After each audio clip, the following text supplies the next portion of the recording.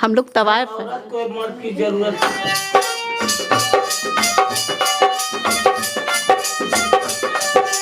आपके बच्चे जब ये शब्द सुनते होंगे कि हमारी माँ को इस तरीके से कहा जा रहा है, हमारी माँ को वैसा कहा जा रहा है, हमारी माँ को इस तरीके से कहा जा रहा है, तो क्या मन में आता सर एक होगा? मिनट,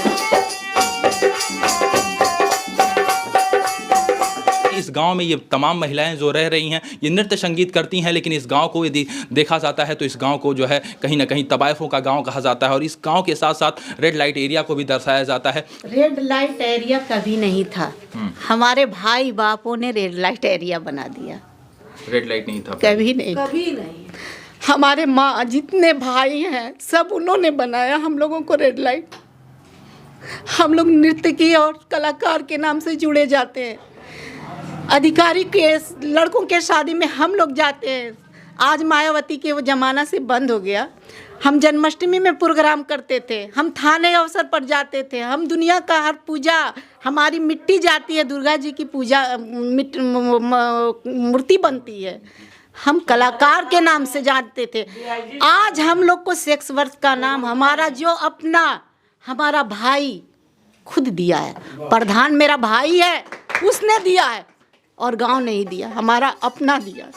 ये वो महिलाएं हैं साहब इनको जो नृत्य संगीत करती हैं, लेकिन बावजूद इनको सेक्स वर्कर तमाम पता नहीं कितने कितने नामों से संबोधित किया जाता है जहां ये रहती हैं। तमाम ढेर सारी चीज़ें हैं। अब इनके जीवन से जुड़ा हुआ वो तथ्य मैं आपके सामने रख रहा था कि इनके दर्द को आप तक पहुंचा रहा था। बहरहाल आप लोग क्या सोचते हैं कमेंट में अपनी राय हमें ज़रूर दें। साथ में ये भी बताएं कि आखिर ये महिलाएँ जो एक पुरुष की इच्छा के लिए नाचती हैं, नृत्य संगीत करती हैं, क्या उन्हें सेक्स वर्कर कहना सही है? क्या उन्हें रेड लाइट एरिया जैसे शब्दों से संबोधित करना कितना सही है?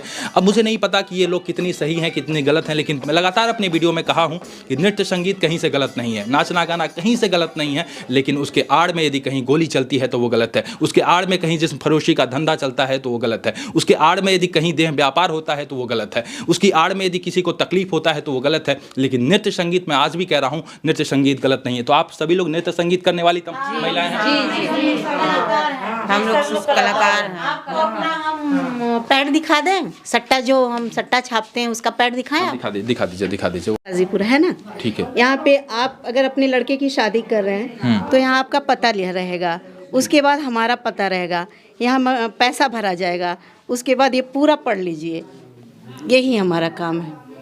और इसी के बदले आपको तमाम अलग अलग नाम संबोधित किया जाता है। जी सर। ये साहब संगीत कलाकार समिति का ये लेटर पैड है, इसे आप देखेंगे तो आपके भी मन में साहब एक बार तरस आएगा कि जो संगीत से जुड़ा हुआ लोग है अब उनको किस इत्यादि नामों से संबोधित किया जाता है। इन्हीं लोगों को साहब सेक्स वर्कर कहा जाता है, इन्हीं लोगों को रेड लाइट एरिया जैसे शब्दों से संबोधित किया जाता है।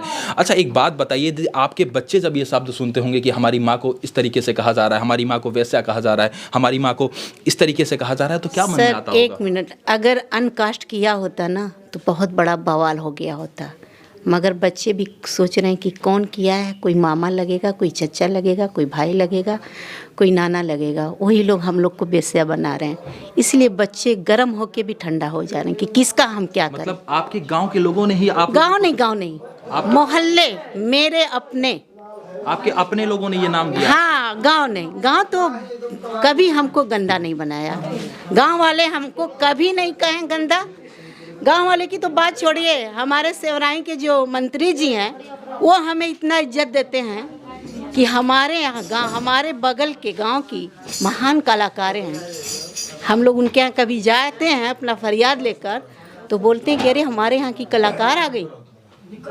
हम लोग को बहुत ऊंची इज्जत और सम्मान मिलता था साहब, मगर हमारे अपनों ने सम्मान दो दिया हम लोग। वेश्यावृत्ति खत्म हो जाए तो आप लोग सम्मान के साथ जी पाएंगे? सम्मान के साथ जी पाएंगे, और हमारी नजरों में अगर आज वो यहाँ से हट के बाहर जाके करें हमें कोई दिक्कत नहीं, पर गांव के अंदर ये पॉसिबल नहीं है कि अब वो कर पाएंगे। इसके लिए हम लोग अपनी जान तक दे देंगे।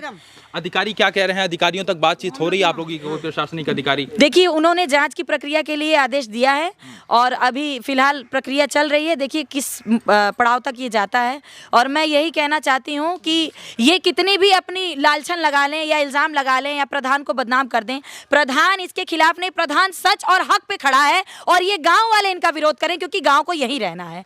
ये भी यहाँ रहे, इन्होंने मकान बनाए, घर बनाए, ये भी बाकायदा हमारी बहन बेटियाँ हैं, ये रहें, पर अश्लीलता के साथ ये यहाँ नहीं। जो बोल रही है ना उसका क्या नाम है, सायरा जो बोल रही है ना, वो कोई नीक नहीं है। 4 बार भाग चुकी हैं, 4 बार भाग चुकी हैं, वो कोई अच्छी नहीं है।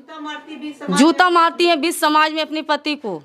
एक दिन तो ऐसा हुआ था ना, ये सब 2 महीना पहले की बात है, अपने पति को रात भर नंगा खड़ी थी, रोड पर खड़ी करी थी। प्रशासन पुलिस में केस भी की थी, थाना गहमर थाना पर। तो क्या कहेगी अच्छा हम लोग।